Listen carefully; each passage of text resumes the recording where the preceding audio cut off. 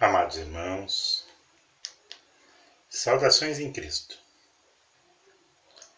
Hoje retornamos aqui ao canal do YouTube do Grupo Espírita Francisco Xavier para juntos começarmos uma nova atividade, que é a leitura do livro Pão Nosso, recebido pela mediunidade nosso irmão Francisco Cândido Xavier. Esse livro contém em torno de 180 capítulos, cada capítulo nos traz uma mensagem, e a reunião deles foi chamada então de Pão Nosso. E hoje abrimos no capítulo 96, que nos traz a seguinte mensagem: justamente por isso, não vos escrevis porque ignorasseis a verdade, mas porque a conheceis. 1 João, capítulo 2, versículo 21, onde nos diz o seguinte: o intercâmbio cada vez mais intenso entre os chamados vivos e mortos constitui grande acontecimento para as organizações evangélicas do mundo em geral. Não é tão somente realização para as escolas espiritistas, pertence à comunidade do cristianismo inteiro. Por enquanto, anotamos aqui e ali protestos do dogmatismo organizado. Entretanto, a revivescência da verdade assim o exige. Toda aquisição tem seu preço.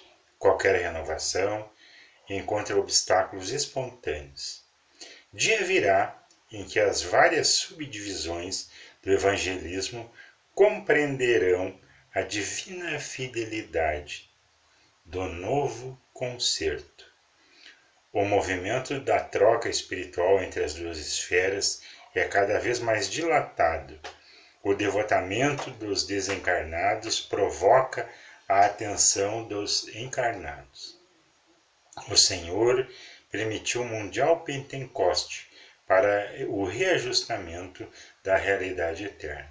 Convém notar, contudo, que as vozes comovedoras e revigorantes do além repetem comumente velhas fórmulas de revelação e relembram o passado da sabedoria terrestre, a fim de extrair conceituação mais respeitável e referente à vida.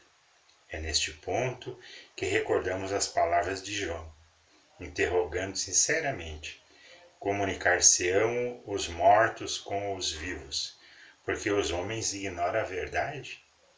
Isso não.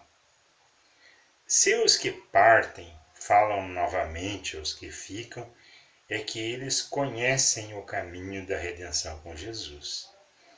Não se animam nem se decidem a trilhá-lo.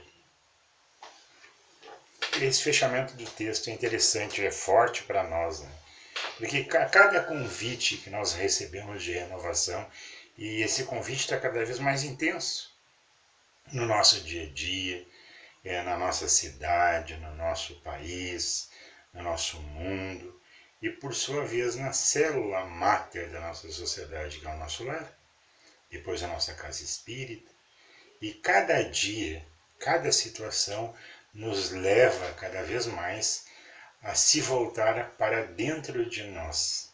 Aquilo que nós procurávamos lá fora e que muitas vezes fugíamos para o nosso exterior, para não olhar com seriedade as verdades que trazíamos dentro de nós, hoje, de certa forma, fomos convidados a retornar ao nosso interior, ao nosso seio familiar, ao nosso íntimo, e entender esse convite do Cristo para nos reavaliar, e nos reavaliando entender que a necessidade que seja dado um primeiro passo para cada um de nós é se renovar.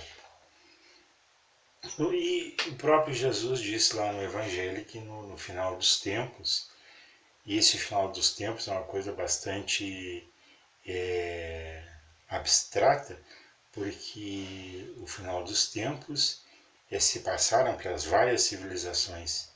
Mas Jesus se referia que quando pudéssemos, estivéssemos em condições de entender essa mensagem, nós intensificaríamos ainda mais a relação com o mundo espiritual. E lá no Evangelho diz que nesses últimos tempos as nossas crianças profetizariam, as pedras falariam, coisas que não eram normais acontecer. Hoje a ciência comprova as mensagens do Cristo, as mensagens dos apóstolos. Hoje a ciência comprova o que nós estudamos lá na nossa doutrina espírita, nossa amada doutrina, e somos convencidos de uma forma bem mais verdadeira, de uma forma real, de uma forma científica, que as verdades eternas estão cada vez mais vivas na nossa volta, no nosso coração. E hoje cada um de nós recebe esse convite do Cristo por saber, e Jesus sabia, que com o passar do tempo nós conheceríamos a verdade. Já trazemos ela dentro de nós, lá no fundo do nosso espírito, de uma maneira inata, ela vibra.